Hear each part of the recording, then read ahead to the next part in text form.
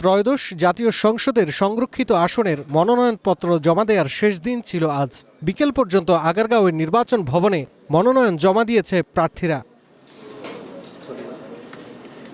সকালে বিএনপির প্রার্থীরা জানায়, সংরক্ষিত নারী আসনে যোগ্য ও ত্যাগীদের প্রাধান্য দেওয়া হয়েছে। সুযোগ পেলে সংসদে নারীদের অধিকার প্রতিষ্ঠায় কাজ করার প্রত্যাশার কথাও জানান তারা। এখানে প্রবীণ এবং নবীনের সমন্বয়ে আমি মনে করি এই মনোনয়নটা অত্যন্ত সুন্দরভাবে চিন্তা ভাবনা করে হয়েছে। খুবই আনন্দিত যে এই ৩৬ জন যে বিএনপি থেকে মনোনীত করা হয়েছে ম্যাক্সিমামই আন্দোলন থেকে উঠে আসা নেত্রী।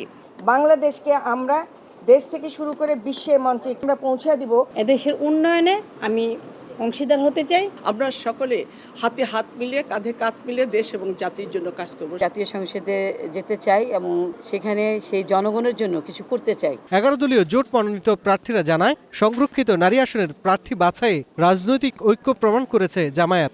1400 শহীদ পরিবার, 20,000 আহত যোদ্ধা এবং আমার জুলাই যোদ্ধারা যারা আছেন তাদের প্রতিনিধিত্ব করব।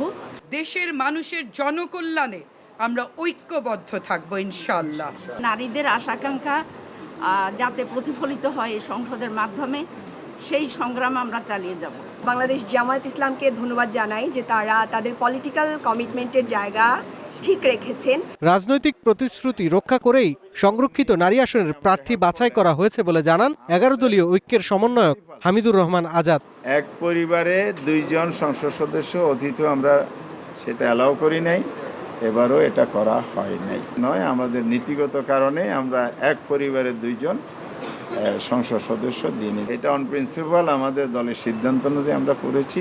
ইসি জানায়, মনোনয়ন যাচাই বাছাই এবং আপিল নিষ্পত্তি সহ নির্বাচনী সকল প্রস্তুতি সম্পন্ন করে নির্ধারিত তফসিল অনুযায়ী আগামী 12ই মে সংরক্ষিত নারী আসনের নির্বাচন সম্পন্ন করবে নির্বাচন কমিশন। তফসিল অনুযায়ী আমরা রিটার্নিং অফিসারের এখানে বাছাই হবে। শাহরিয়ার বাঁধন, ওয়ান নিউজ, ঢাকা। 22 তারিখ মানে আগামীকাল বিকাল 2টা থেকে 4টা।